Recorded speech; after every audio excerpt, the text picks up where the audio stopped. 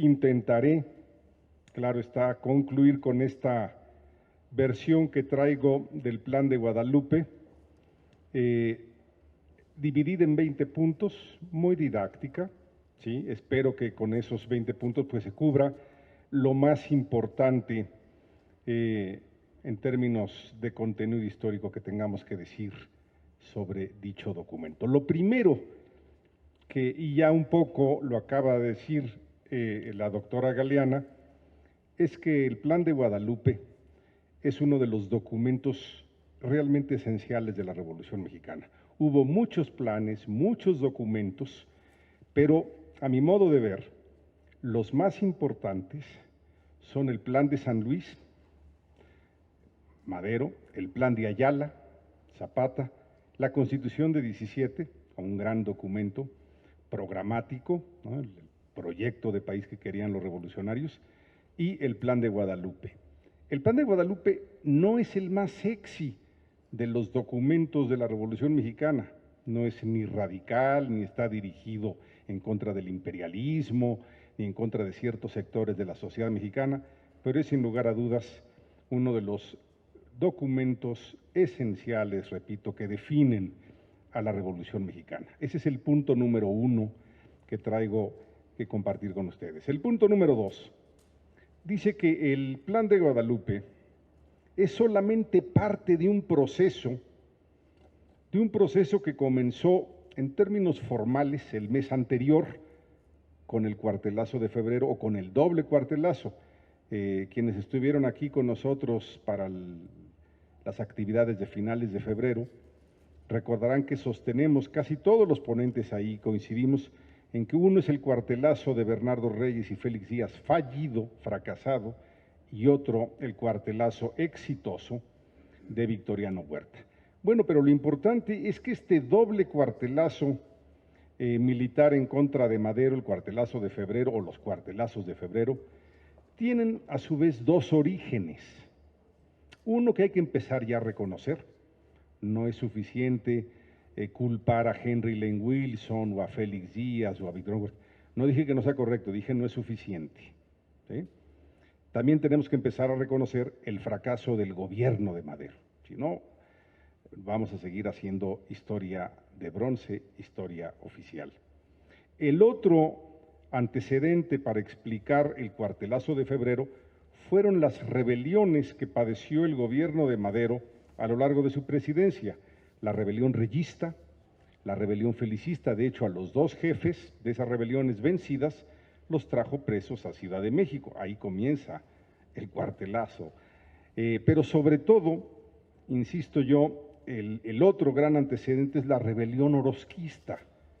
Y la rebelión orozquista es antecedente del cuartelazo de febrero, porque en esa rebelión orozquista se fraguó, se consolidó, se cohesionó un nuevo liderazgo, una nueva jefatura del Ejército Federal que vino a desplazar al liderazgo vencido y envejecido, ¿sí?, desanimado de los federales vencidos por Madero en la rebelión de 1910-1911. Voy a ir en otro punto próximo a señalar cómo la rebelión orozquista es dos veces origen del proceso que llamamos cuartelazo y Plan de Guadalupe. Tercer punto, el derrocamiento de Madero dio lugar a un posicionamiento del gobierno de Coahuila, ¿sí? En este posicionamiento que se da entre la noche del día 19 y la madrugada del día 20 de febrero de 1913, tan pronto se enteran, si tan pronto son informados de que Huerta se ha hecho del poder nacional, lo primero que hace el gobierno de Coahuila, un mes antes, 5 semanas antes del Plan de Guadalupe, ¿sí?, es primero niegan el reconocimiento a Huerta. Y aquí hay un detalle que no es menor. En el primer posicionamiento, en el Plan de Guadalupe sí van a usar la palabra desconocer. En el primer posicionamiento dicen no reconocemos, ¿ok? que no es lo mismo, porque desconocer significa haber reconocido antes. Entonces dicen, no reconocemos al gobierno de Huerta, no lo reconocemos como gobierno. Segundo, convoca a los gobiernos, no dice a los gobernadores, dice a los gobiernos de los estados a secundar la posición de Coahuila. Entonces, eso quiere decir que Carranza está pensando en los gobernadores, sus pares, pero también está pensando en presidentes municipales, está pensando en congresos locales, congreso federal, en fin. Él habla de los gobiernos del país, los llama a secundar y también llama, por eso dije que la rebelión orozquista es doblemente origen del proceso que llamamos Cuartelazo de Febrero y Plan de Guadalupe, porque apela, Carranza llama a que secunden su posición, dice, las fuerzas federales, entonces los soldados profesionales, auxiliares y rurales. ¿Qué quiere decir esto? Que está llamando a los soldados exmaderistas que fueron organizados a lo largo de 1911, pero sobre todo en 1912, para luchar contra el orozquismo. ¿Sí? Si no se entiende esto, no se va a entender la rapidez, la prontitud con que se conforma el ejército constitucionalista. ¿Por qué? Porque ya estaban en armas en el norte del país, luchando contra el orozquismo. Simplemente había ahora que darle una nueva orientación y una nueva organización a esas fuerzas. Punto número 4. Carranza, como gobernador, hace estos posicionamientos, repito, el 19 y 20 de febrero, a pesar de que la situación de Saltillo es muy delicada.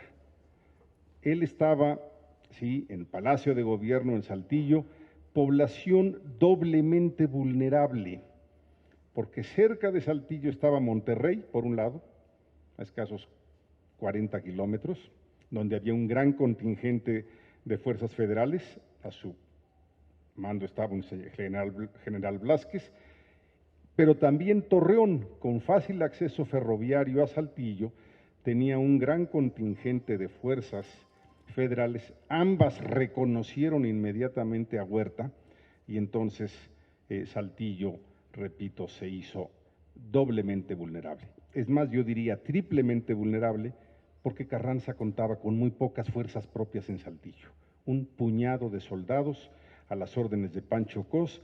Las demás fuerzas auxiliares, irregulares y rurales de Coahuila estaban luchando contra el orozquismo en plazas distantes. De hecho, punto número 5, Carranza contaba con muchas fuerzas afines, ¿sí?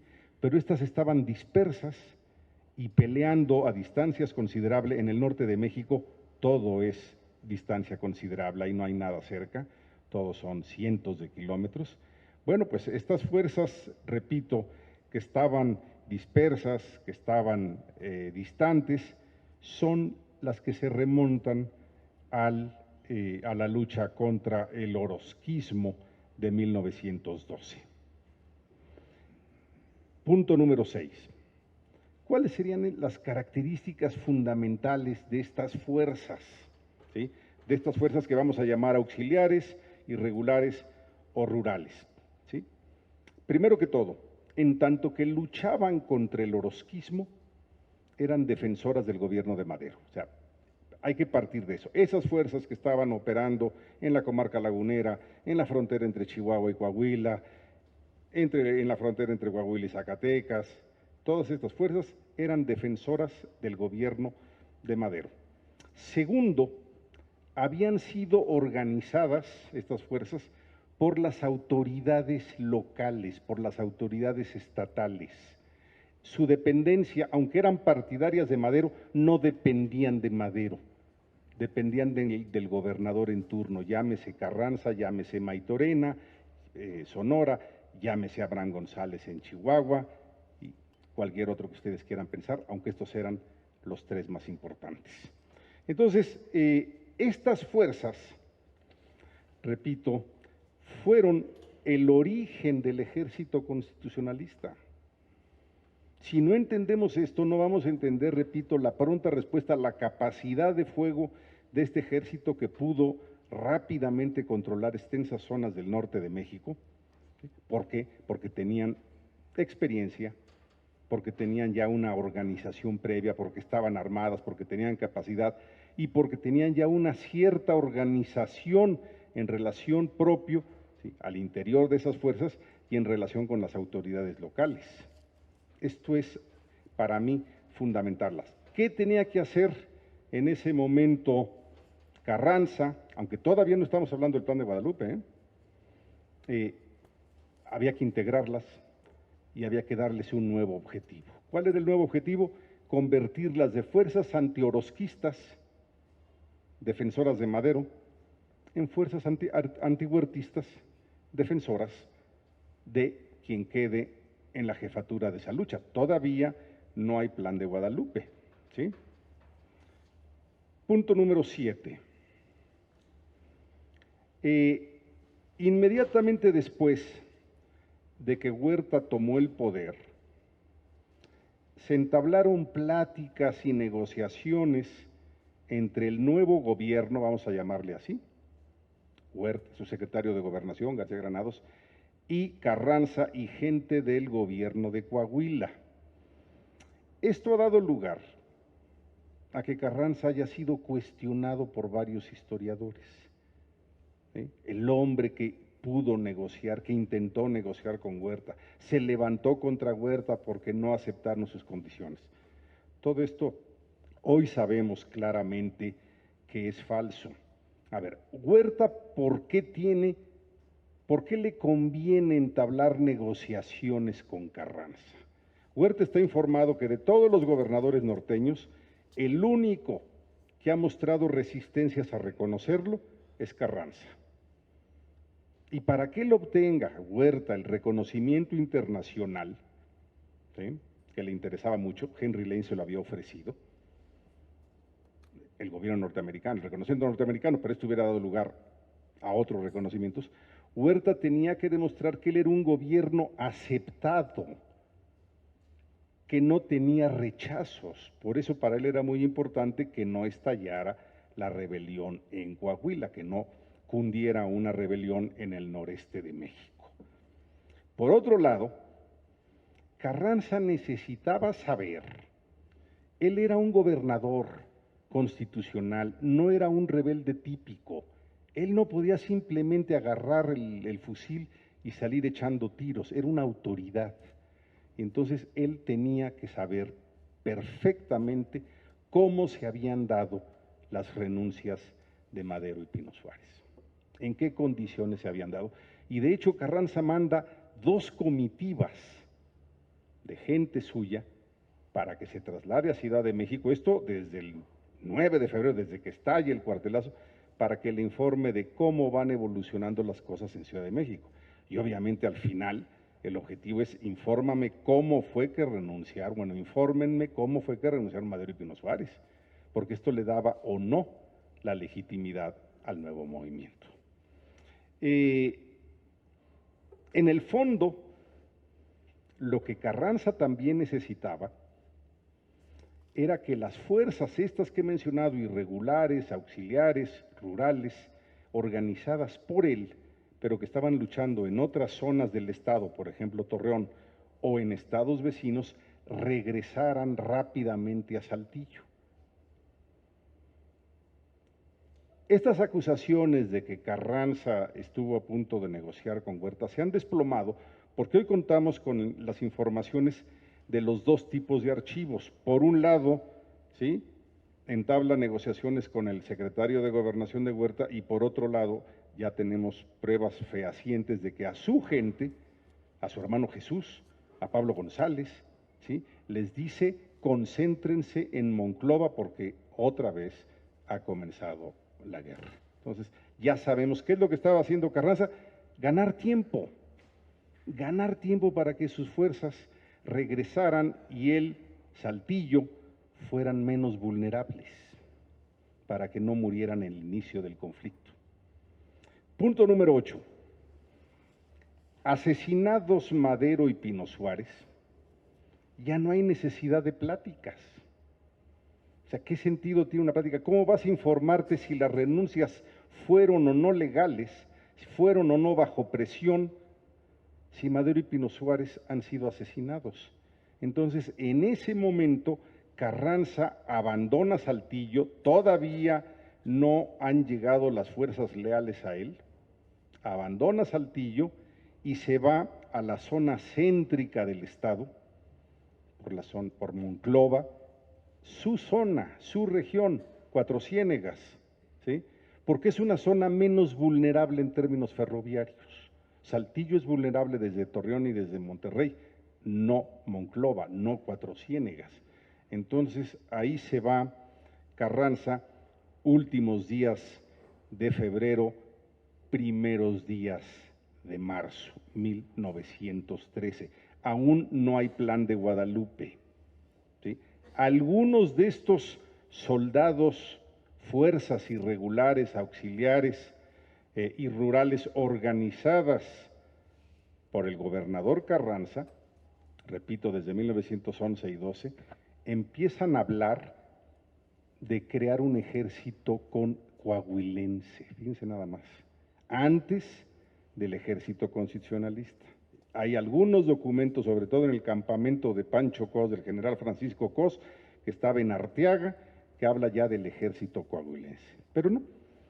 Carranza entonces se va al centro del estado, punto número 9 de mi explicación, y obviamente las primeras acciones militares, cuando se encuentran con estas vanguardias que llegan sobre todo de Monterrey o de Torreón, primeras escaramuzas, Anhelo, Puerto del Carmen y demás, Carranza es vencido.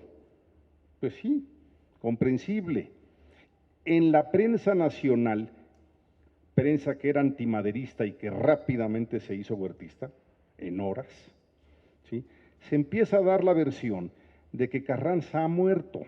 Existen periódicos con el encabezado, así 8 columnas, murió Venustiano Carranza. Y luego se desmienten y dicen, bueno, no murió, pero vaga solo por los desiertos del norte, así lo ponen los periódicos, ¿no? Punto número 10, Carranza tiene que dar inmediatamente un golpe publicitario para que la opinión pública, ¿sí?, se dé cuenta que no está muerto, que no está vagando solo por los desiertos del norte, sino que está activo y convocando a una lucha. Además, era importante porque en la prensa nacional ya había cundido la información respecto a que muchos revolucionarios cercanos a Madero habían decidido no luchar contra Huerta. Luis Cabrera estaba en Europa, decide mantenerse ahí, Francisco Vázquez Gómez dice que él no va a retomar las armas, en fin, el gobernador Maytorena anuncia que por salud, por razones médicas, pide una licencia por 6 meses y deja el gobierno de Sonora. Hoy es día 6, hoy, hace 100 años, estaba siendo asesinado Abraham González. Entonces eran puras noticias negativas y Carranza tenía que, digamos, contrarrestar ese alud de noticias negativas para decir, no, si hay un movimiento de rechazo, ¿no? Todavía es un movimiento informe, repito, no hay plan de Guadalupe todavía. Entonces, Carranza decide dar un golpe de efectos publicitarios, como hoy diríamos mediáticos, decir aquí estoy, que sonara en el mundo entero que era falso eso de que no hubiera resistencia alguna al gobierno de Huerta en México.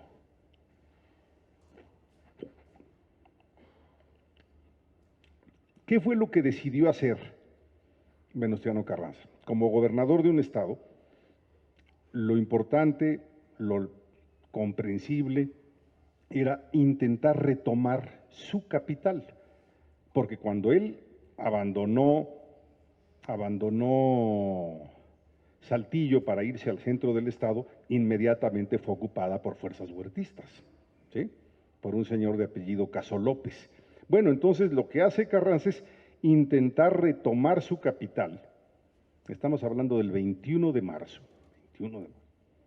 ¿sí?, con las fuerzas de Jacinto Blas Treviño, más que muchas fuerzas, Treviño era jefe de su Estado Mayor, Francisco Cos, este general coahuilense de la zona de Arteaga, ya mencionado, el que hablaba de un ejército coahuilense, Lucio Blanco, ¿sí?, de un poblado también de la zona desértica de Coahuila, muy cercano a Cuatro Ciénegas, vecino de Cuatro Ciénegas, que se llama Nadadores el pueblo. No sé por qué se llama Nadadores, nunca ha habido una gota de agua en ese pueblo.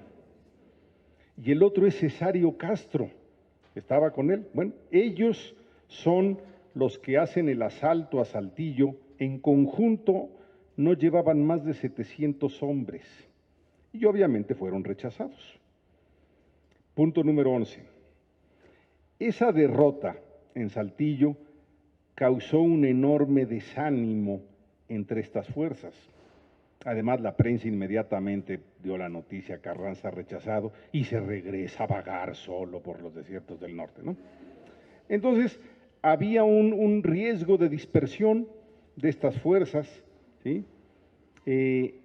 La circular del 20 de febrero, aquella que se da cuando Madero es aprehendido y Huerta toma el poder, es una circular que no ha tenido eco.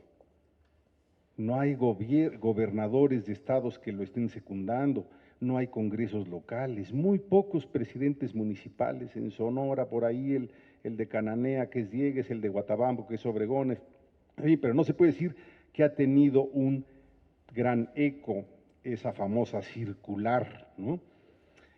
Aunque sí había tenido eco en las fuerzas auxiliares rurales e irregulares que estaban pues empezando a concentrarse.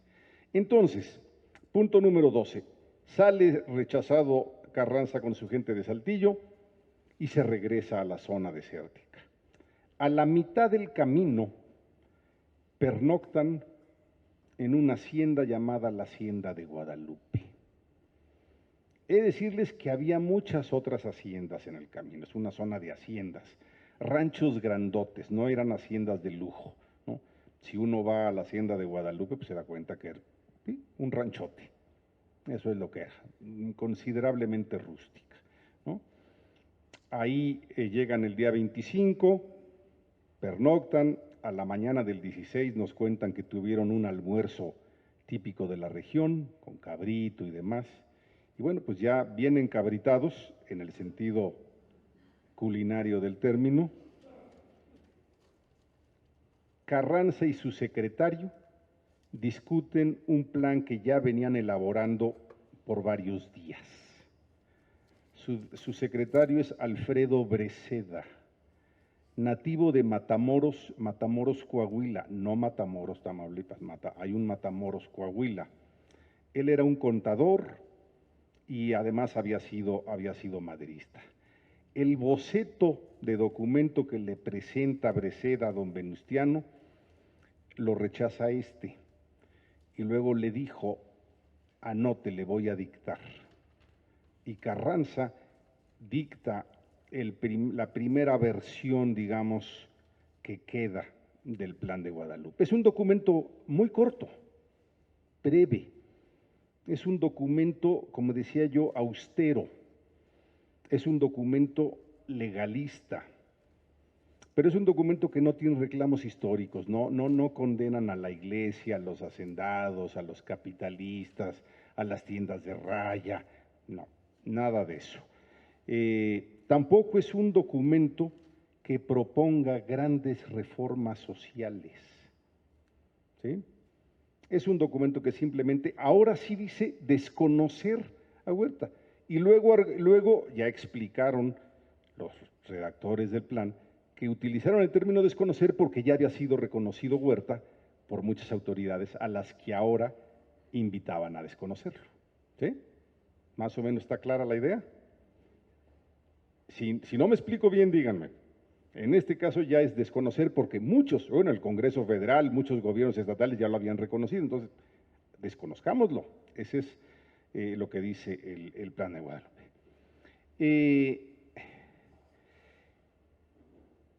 ¿Qué otras cosas podemos decir del plan? Bueno, lo que dice Carranza es que si hubiera puesto estos reclamos históricos, hubiera generado más resistencias. O sea, ¿para qué condeno a la Iglesia Católica en ese documento? Voy a generar la resistencia de la Iglesia como institución, que es muy poderosa, y de muchos católicos que simpatizan con ella, ¿no?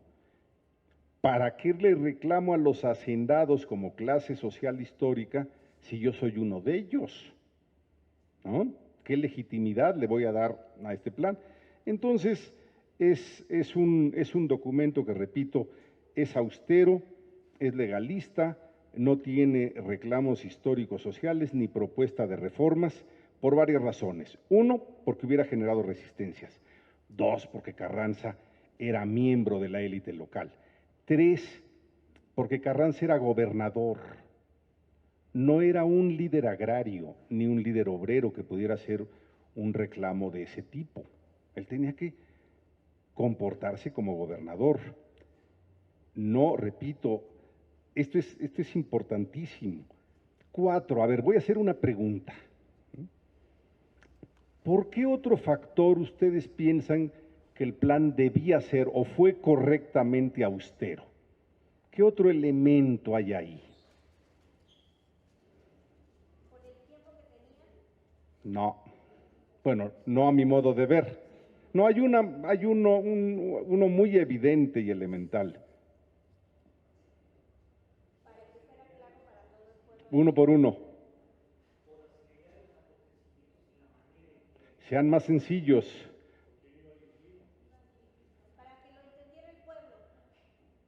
El pueblo es muy inteligente, hay que siempre confiar en la inteligencia colectiva. Porque estaba en la frontera con Estados Unidos y un plan radical, donde pusiera de reclamos todo lo que los agravios que nos han hecho los Estados Unidos a lo largo de nuestra historia, le hubiera impedido el acceso a las armas y a las municiones. Entonces no menciona Estados Unidos. Y no dice este movimiento se va a financiar con las propiedades norteamericanas y vamos a expropiar a las... No, no, no. No menciona. ¿Sí? Y hay un último elemento. Yo estoy convencido. Hay gente que piensa que los políticos de los últimos años son los que inventaron esto de los efectos mediáticos. Yo estoy convencido de que no. Carranza va de regreso de Saltillo a la zona de Monclova y pernocta en Guadalupe. Pudo haber pernoctado, repito, en muchas otras haciendas. Redacta un plan y le pone el plan de Guadalupe, pudiéndole haber puesto plan de la dignidad nacional, de la restauración nacional, plan constitucionalista. ¿Por qué un hombre que nunca se caracterizó por ser religioso le pone plan de Guadalupe? Porque no hay nada más querido en este país, y lo digo yo que soy ateo, ¿sí?, que la Virgen de Guadalupe. O sea, ese nombre es un nombre bien recibido por la gente y la gente no va a olvidar que se llama Plan de Guadalupe. Es como hoy, por ejemplo, creo que por ahí circula algo que se llama Morena, no estoy muy enterado. Tiene el mismo objetivo, señores. ¿A quién se nos va a olvidar la Morena? Bueno, Carranza estaba pensando en estas cosas. Punto número 13. Después de elaborar este documento, Carranza con Breceda llaman a los jefes militares que los acompañaban para discutirles el plan. Carranza se los lee y se genera una gran discusión. De hecho, cunde el desorden, todos han comido ya cabrito, y tienen que poner a Lucio Blanco para que modere la discusión. Hay gente que está en contra, pocos, Aldo Baroni y Saldaña Galván, que insisten, no, este documento tiene que tener culpables, vamos a definir a los hacendados y vamos a reclamarle a Estados Unidos y a la Iglesia contenido social, ¿no? Y hay otros que son convencidos por Carranza de que el plan está bien así, Lucio Blanco, Ricot, Agustín Millán, Jacinto Treviño y Francisco J. Mújica, que estaba en el asunto. Punto número 14. Para no escindir al movimiento, Carranza se da cuenta que hay algunos de los jefes militares que están en esa reunión, en el comedor de la Hacienda de Guadalupe. Carranza lo que concede es, dice, bueno, no modifiquemos el plan, pero incorporémosle algunos compromisos en los considerandos previos al plan. Entonces, un plan con 7 artículos muy breves y 3 considerandos. Y en esos considerandos, ¿sí?, se ofrece que cuando se restablezca la paz, se harán las reformas sociales y políticas que el país necesite. Eso es todo. Carranza yo creo que actuó con inteligencia. Se dio cuenta que a corto plazo iba a perder a algunos de los jefes militares que lo habían acompañado hasta ese momento. Pero también se dio cuenta, y creo que alguien lo convenció ahí, de que un plan estrictamente legalista, que no tuviera contenido social, no iba a reclutar, no iba a ser atractivo a muchos sectores de la población. Entonces Carranza, como lo va a hacer en otras circunstancias, como lo va a hacer en el Congreso Constituyente de 16-17, se deja rebasar. Se da cuenta que su posición estrictamente legalista es insuficiente y se deja rebasar. Y como dijo su jefe de Estado Mayor, Jacinto Treviño, el plan quedó ampliado y pulido. Eso es lo que dice. Punto número 15. ¿En qué consiste el plan? 7 artículos. Los 3 primeros, ¿sí?, están dirigidos al desconocimiento de las autoridades huertistas. Se desconoce al Ejecutivo, se desconoce al Legislativo y a todas las autoridades que lo hayan reconocido. El cuarto, proponen a Venustiano Carranza como primer jefe del ejército que se tiene que crear en ese momento. Aquí hay un punto importante. Carranza, aunque es el que redacta el Plan de Guadalupe, no aparece como firmante. Los firmantes son los jefes militares que lo acompañan, que lo proponen como primer jefe. ¿Sí? Entonces, cuando me dicen a mí, es que el Plan de Guadalupe de Carranza, ¿de qué estamos hablando? ¿No? Son estos jefes, 60 y tantos jefes firmantes, los que lo proponen como primer jefe. En el artículo 5 se dice que ese primer jefe del ejército constitucionalista que tienen que crear, ya ahora sí se habla del ejército constitucionalista, se encargaría interinamente del Poder Ejecutivo al ocupar Ciudad de México. ¿Sí? El artículo 6 dice que debería convocarse a elecciones presidenciales al establecerse la paz, no al llegar a Ciudad de México como luego le van a reclamar los convencionistas, al establecerse la paz. ¿Sí? El punto número 7, simplemente la promulgación del documento, y repito los considerandos introductorios. Punto número 16. ¿Quiénes fueron esos firmantes? ¿No? ¿Quiénes son los firmantes del Plan de Guadalupe? Básicamente, bueno, no básicamente, totalmente, fueron los jefes de estas fuerzas auxiliares, irregulares o rurales que Carranza había formado en 1911, pero al disolverse el ejército madrista se quedó con algunas fuerzas, ¿sí? O sea, el proceso es este: en 1911, mayo y junio, renuncia Porfirio Díaz, triunfa el ejército madrista, según los tratados de Ciudad Juárez, tiene que disolverse.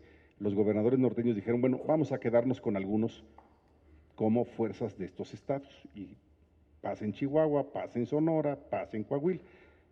Entonces se queda con los organizados en 11 y sobre todo con los organizados en 12 para repeler al orozquismo. Esas fuerzas, repito, son las que atendieron el llamado de Carranza, fueron a Saltillo, más bien no llegaron a Saltillo, pero lo alcanzaron en la zona central y luego la acompañaron a la toma de Saltillo. ¿Sí me estoy explicando? Bueno, esos son los que regresan rechazados, derrotados de Saltillo, y en Guadalupe redactan el plan. Voy a dar algunos nombres con sus cargos para que vean ustedes qué tipo de fuerzas son las que hacen el Plan de Guadalupe. Por eso para mí era muy importante remontarnos a la lucha contra el orozquismo. Entre los principales firmantes, teniente coronel, fíjense nada más, no hay ningún general. El Plan de Guadalupe es un plan de militares menores que están iniciando una lucha. ¿Sí? El grado más alto es teniente coronel. Teniente coronel Jacinto Treviño, jefe del Estado Mayor. Teniente coronel Lucio Blanco, jefe del primer regimiento Libres del Norte. Teniente coronel Francisco Sánchez Herrero, jefe del segundo regimiento Libres del Norte. Teniente coronel Agustín Millán, del regimiento 28. Teniente coronel Cesario Castro, del primer cuerpo rural. Teniente coronel Antonio Portas, del regimiento 38. Mayor, se llama Mayoris. Mayor Cayetano Ramos, de los Carabineros de Coahuila. Mayor Alfredo Ricó, del regimiento Morelos. Mayor Pedro Vázquez, del primer cuerpo regional. Mayor Aldo Baroni, este fue de los que exigían más contenido social, jefe de la Guardia. Un médico, el mayor médico, doctor Daniel Ríos Certuche. Capitán primero, compuesto de capitán, Francisco J. Mújica. ¿Qué estaba haciendo Mújica en Coahuila? Es muy sencillo. Mújica nació, todavía tenemos unos minutos, sí. Mújica nació en un pueblo de Michoacán con un nombre realmente hermoso, nombre purépecha, Tinguindín. ¿No es lindo el nombre? Tinguindín. Cerca de Zamora. Cuando triunfa la revolución, no consigue trabajo en Michoacán, viene a Ciudad de México, tampoco consigue trabajo, estoy hablando del gobierno de León de la Barra, se va a Coahuila y Carranza le da un puesto equivalente a lo que sería el departamento del catastro en el gobierno de Coahuila. Otro capitán primero, Alfredo Breceda, que ya mencioné, era su secretario particular, Adalberto Palacios, en fin, pocos más, ¿no? Ahora, los primeros en adherirse al plan de Guadalupe, pues eran los miembros de estas fuerzas auxiliares, rurales o irregulares, que no estaban en Guadalupe, que no habían ido a Saltillo, ¿sí?, a atacar Saltillo, pero que estaban en la región, convocados por Carranza. Pablo González, que estaba en Monclova, y Jesús Carranza. Rápidamente también reconocen al Plan de Guadalupe el Congreso local. Pues claro, el Congreso local eran cercanos a Carranza, gobernador del estado. El Congreso, por cierto, cuando Carranza salió de Saltillo y se fue a la zona semidesértica, a la zona central del estado, el Congreso local se fue a Piedras Negras. Desde ahí manda su adhesión. En resumen, a ver, ¿qué estoy tratando de decir? Que el Plan de Guadalupe, ¿sí?, es un plan en donde coahuilenses, empleados de Carranza, ¿sí?, su Congreso local, su jefe de Estado Mayor, el jefe del catastro, o empleados militares, fuerzas militares organizadas por él, lo nombran jefe. Hasta ese momento, Plan de Guadalupe es Carranza ha sido nombrado primer jefe por sus subalternos, por sus empleados. ¿Qué legitimidad puede tener eso? ¿Sí? Muy poca. Punto número 17. Dice, para ser jefe, de verdad, primer jefe del ejército constitucionalista, pues no bastaba ser el jefe de sus empleados. Entonces, Carranza tenía que convertirse en primer jefe y para dar ese paso, o sea, consolidar su liderazgo, primero se tiene que convertir en jefe regional. Entonces, ¿cómo se convierte en jefe regional? Carranza sabe que cuenta con muy pocas fuerzas. ¿Sí? Repito, 700 atacaron Saltillo, luego se le juntaron Pablo González y Jesús Carranza, alcanzaban las 1000 fuerzas. Entonces, las atomiza y da dos argumentos, uno militar y otro económico. El militar es que no podemos arriesgarnos a que esta fuerza de 1000 hombres sea vencida en un solo combate por las fuerzas que nos van a llegar desde Monterrey y desde Torreón, ¿no? También dice que hay argumentos económicos. Es muy difícil mantener a una fuerza de 1000 hombres. Mejor la dividimos y unos se van a operar a Tamaulipas, otros se van a operar a Nuevo León, otros se van a operar a Zacatecas, algunos incluso a San Luis Potosí, ¿sí? Entonces, en el fondo, cierto, los argumentos económicos son válidos, los argumentos militares son comprensibles, pero había un argumento político. Al enviar gente suya, así, que le reportaban a él, que lo reconocían a él como jefe, que ya lo habían nombrado jefe en el Plan de Guadalupe, los firmantes del Plan de Guadalupe son enviados a los estados vecinos. Y entonces Carranza puede decir, yo tengo gente mía operando en Tamaulipas, en Nuevo León, en San Luis Potosí, en Durango y en Coahuila. Yo sí soy jefe regional. Ese es el punto central. También tienen un objetivo militar, que es cubrir Coahuila. Si tú pones fuerzas en la frontera entre Zacatecas y Coahuila, por la zona de Concepción del Oro, vas a impedir que llegue el ferrocarril fácilmente, ¿no? También es importante que te vayas hacia el este y conquistes Matamoros, porque es una frontera con Estados Unidos. En fin, hay una estrategia ahí militar, económica, pero sobre todo política, convertirse en jefe regional. Y así envió, fíjense nada más, a Lucio Blanco lo envió a Tamaulipas, pero con la consigna de que dejara gente suya a su paso por Nuevo León. El objetivo era Brownsville, era Matamoros. Lucio Blanco se fue con Cesario Castro, con Mújica, con Alejo González. A Eulalio y Luis Gutiérrez, Eulalio era uno de los presidentes municipales que aceptó rápidamente apoyar a Carranza, los envió a que operaran en la frontera entre Coahuila y Zacatecas, Concepción del Oro, Mazapil. Era importante movilizar a los mineros. Los mineros van a ser clave en un momento revolucionario porque son los que saben dinamitar puentes y dinamitar ferrocarriles, ¿no? Ellos son hábiles en eso. A Jesús Dávila Sánchez y a Ernesto Santoscoy los envió, por ejemplo, hasta San Luis Potosí. Entonces, Carranza, esto se está dando en semanas, ¿eh? Estoy hablando de última semana de marzo, primera semana de abril. Ahora bien, Carranza tiene el nombramiento que le han dado sus gentes, sus empleados de primer jefe. Tiene ya un poco de presencia en los estados vecinos, pero en realidad le hace falta el reconocimiento de Sonora y de Chihuahua, los estados importantes. Si no, pues tú vas a ser jefe de Coahuila, pero aquí en Sonora tenemos otro jefe, otro primer jefe, ¿no?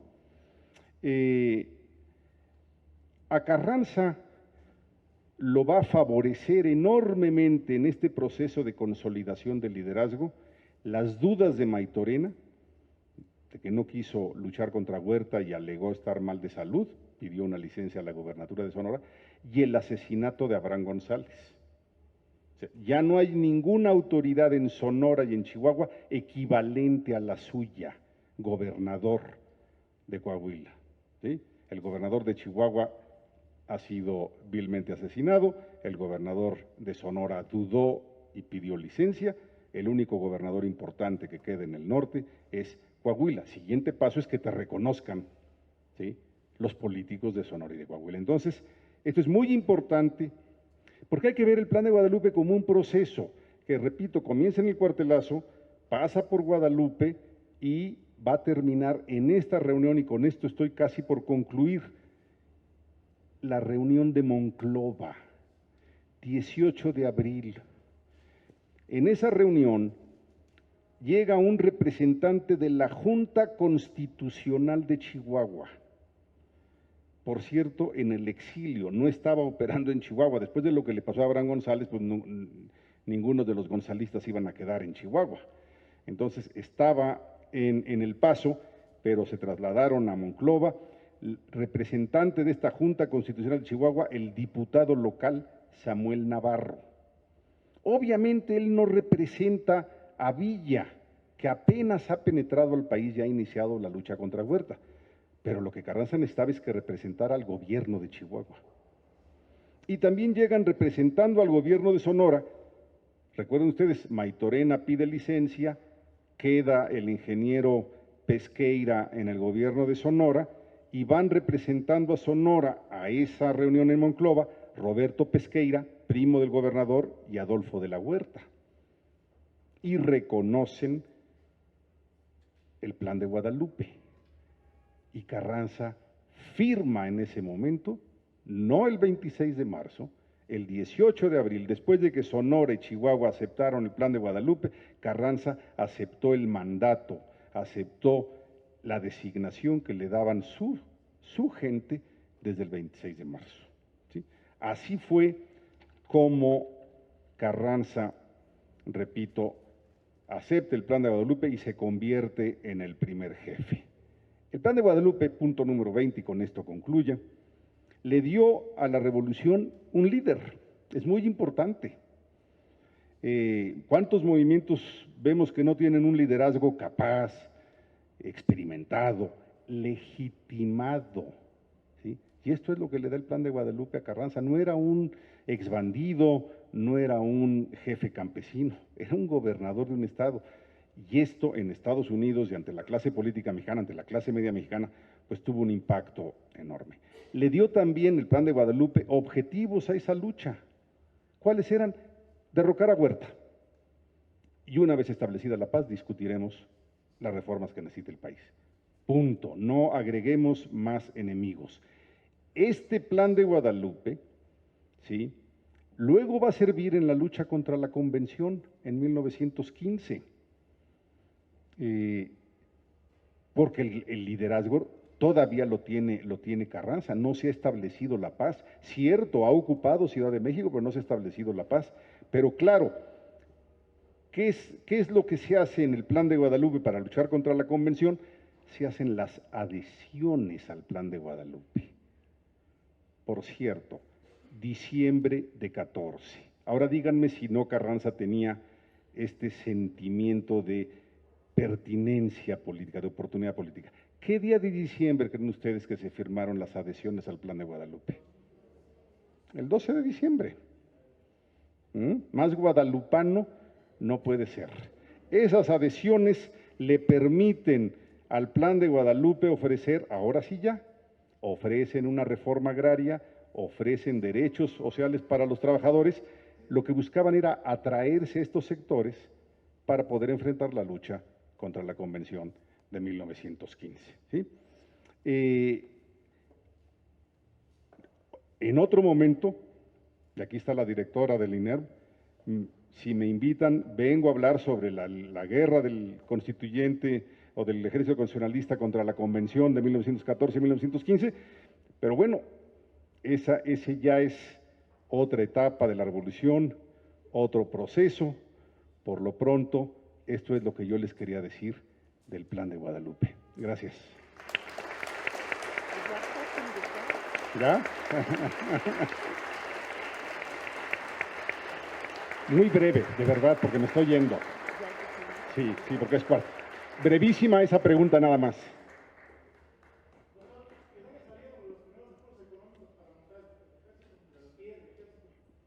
Es una pregunta muy pertinente. El ejército constitucionalista, y perdón, voy a ser muy rápido, no estoy esquivando la pregunta, es muy pertinente. El ejército constitucionalista tiene realmente tres componentes. El componente noreste, que es el componente Coahuila, el componente Chihuahua, ¿sí?, que es la división del norte, y el componente Sonora.